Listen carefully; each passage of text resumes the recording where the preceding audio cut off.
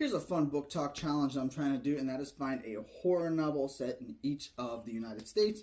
This is part 4, and I'm taking them 10 at a time, so let's get going. First, in New Mexico is Little Heaven by Nick Cutter. I don't know too much about this book. I kind of very briefly glanced at the back, but I couldn't remember too much about it. But Nick Cutter is obviously a big name in modern horror with like The Troop.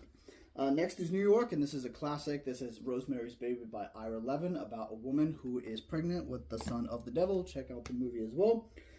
Next is North Carolina, and that is Grady Hendrix's The Southern Book Club's Guide to Slaying Vampires, about, well, slaying vampires. Next is North Dakota, and this is Stephen Graham Jones's The Only Good Indians, about this group of friends who commit this crime growing up and now are haunted by the spirits of these like animals and like mythological creatures in Native American mythology.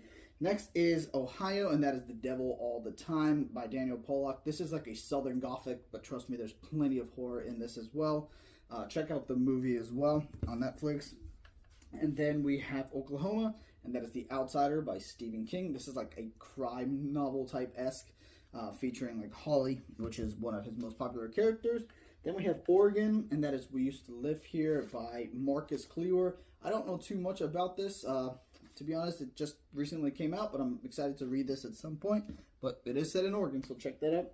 Then we have The Boys in the Valley, and that by Philip Fracassi, which is set in Pennsylvania. And this is like a combination from what it said of The Exorcist and The Lord of the Flies. And as you guys know, The Exorcist is my favorite book, so we'll see. I'll read this later in the year.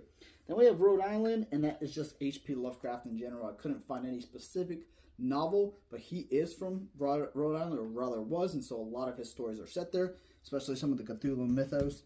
And then lastly for this video is South Carolina, and that is My Best Friend's Exorcism, once again by Grady Hendrix. He loves his Carolinas, about an exorcism, an 80s themed exorcism. So let me know what states you guys are from and what your favorite books from that state is, horror or not.